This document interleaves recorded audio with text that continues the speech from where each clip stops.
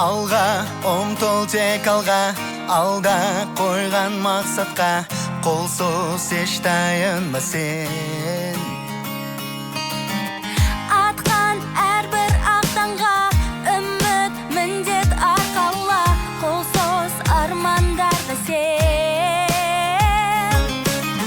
Болашақ жарқын болсын, бірлікпен ортақ толсын, жетелейтін бізді тек алға.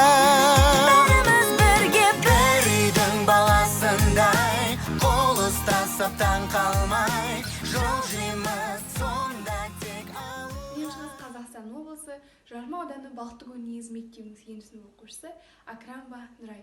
Қазақстан халқының бірлігі күні мерекесі бүгінгі таңда бейбіт өмір мен ынтымақта тұрмыс кешіп отырған ел тұрғындары үшін ыстық ықылас пен достық ниеттің дәстүрі, асыға күтер мерекесі.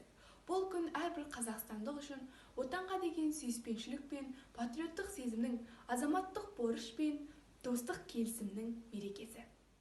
Халық бірлігі мерекесі күні ел азаматтары ұлт пен ұлыстың өткен кезеңдегі тарихы мен сабақтарын дәріптеп, әлемдік қауымдастық тарапынан жоғары бағаланған қазақстандық татулық пен келісімді паш етеді.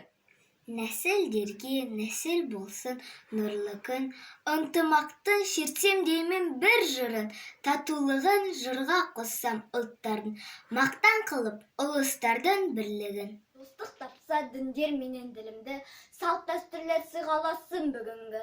Бір туғандай ұлтаралық келесім, бір көтерген басқа түскен жүгімді.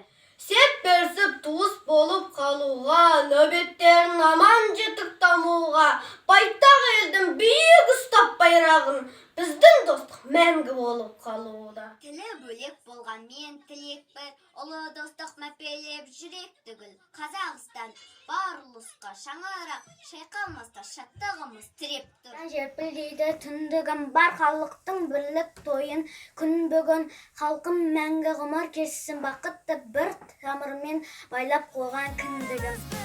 Бір үйдің баласындай, бірлігімізді сақтай, жол жейміз сонда тек алға.